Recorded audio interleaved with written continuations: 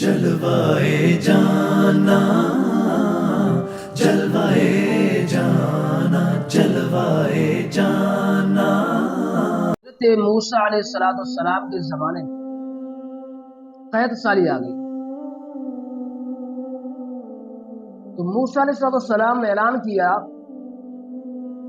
کہ میدان کے اندر نکل جائیے، وہاں ہم نماز استسقاء ادا کریں۔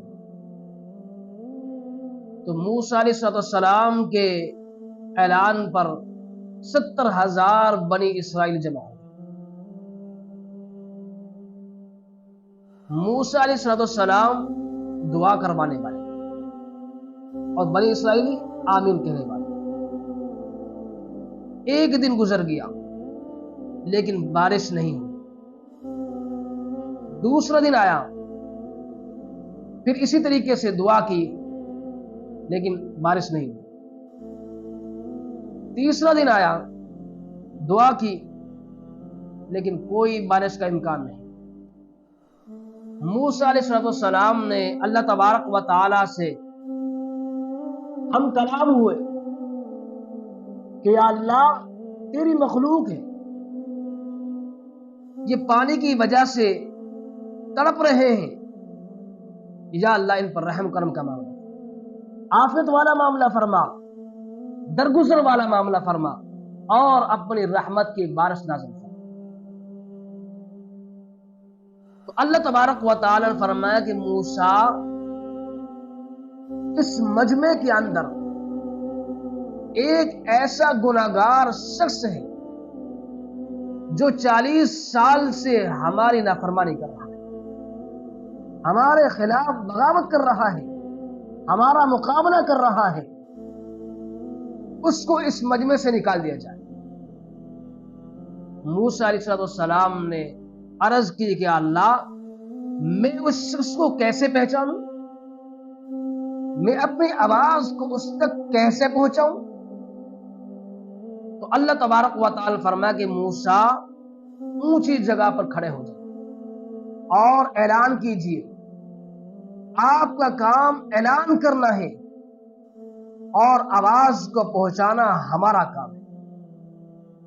موسیٰ علیہ السلام نے اعلان کیا کہ جو شخص اس مجمع میں 40 سال سے اللہ تبارک و تعالی کی نافرمانی کر رہا ہے وہ اس مجمع سے نکل جائے۔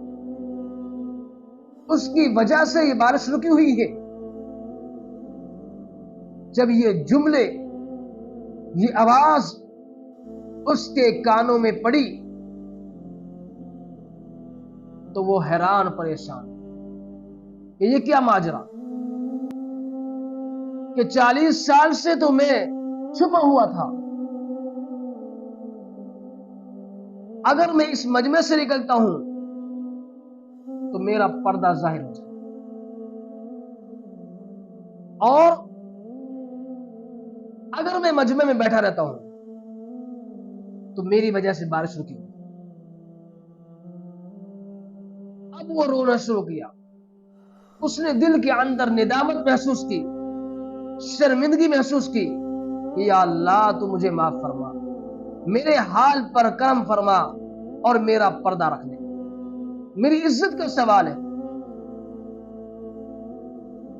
اب وہ جو ہے کہ دل کے اندر کڑ رہا ہے۔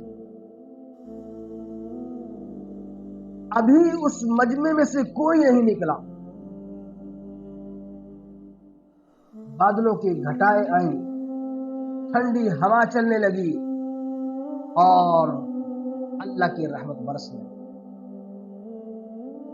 موسیٰ علیہ السلام حیران ہوئے کہ یا اللہ یہ کیا ماجرا ہے،